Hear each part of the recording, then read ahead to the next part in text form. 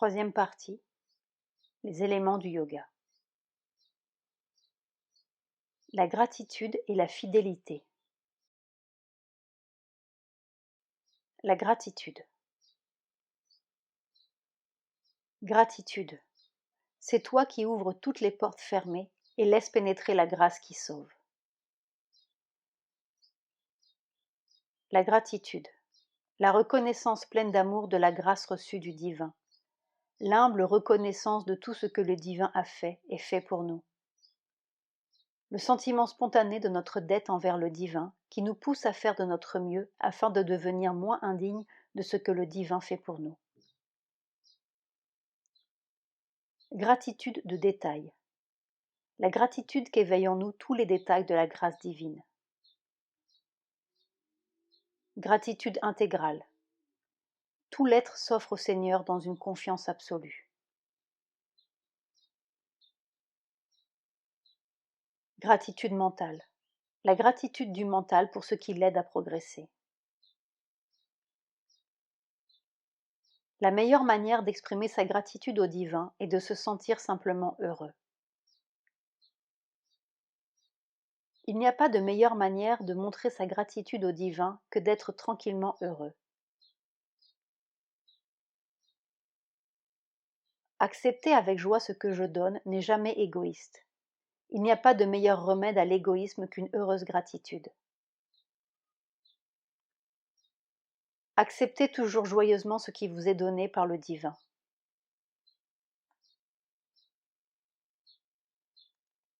Un individualiste ne peut pas avoir de reconnaissance, parce que quand il obtient ce qu'il veut, il en attribue tout le crédit à sa propre volonté, et quand il reçoit ce qu'il ne veut pas, il le supporte très mal et rejette le tort sur celui qu'il juge responsable, que ce soit Dieu, l'homme ou la nature. Il est très difficile d'entretenir la gratitude.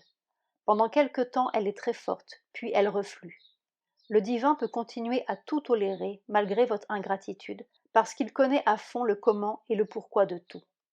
Il sait pourquoi vous faites une certaine chose. Il connaît tout le fonctionnement et c'est pourquoi il peut le tolérer. La noblesse d'un être se mesure à sa capacité de gratitude.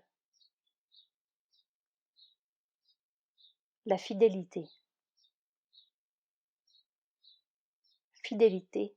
On peut compter sur toi. Tu ne manques jamais quand on a besoin de toi. Fidélité incorruptible. Rien ne peut te détourner du devoir que tu t'es choisi. La fidélité, c'est ceci. N'admettre ni ne manifester aucun mouvement, sauf s'il est inspiré et guidé par le divin. La force est toujours avec vous pour que vous soyez toujours fidèle à la volonté divine. 2 juin 1935.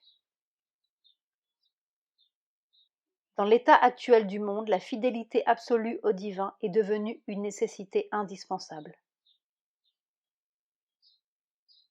Sûrement, quand l'infidélité prédomine en tout lieu, c'est le moment d'être vraiment fidèle et de faire face à l'orage, ferme et imperturbable.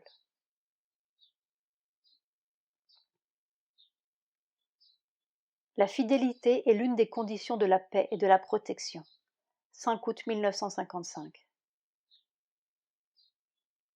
Sans fidélité dans sa consécration au divin, il ne peut y avoir de paix dans le cœur. Soyez fidèle au divin et vous jouirez d'une paix constante.